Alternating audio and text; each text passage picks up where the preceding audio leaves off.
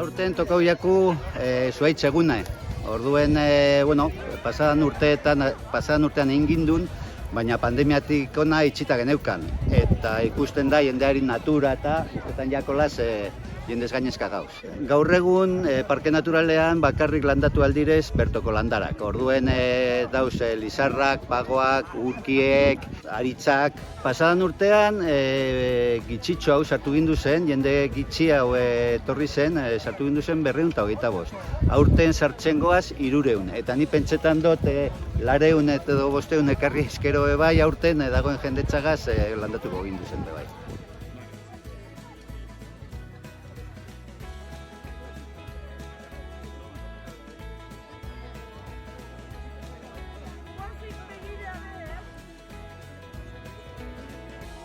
Gizartea bultzatuz, azkenean honik gauzek atzerritarra bebai etorri diren, egiten dozkune da herrie indartu.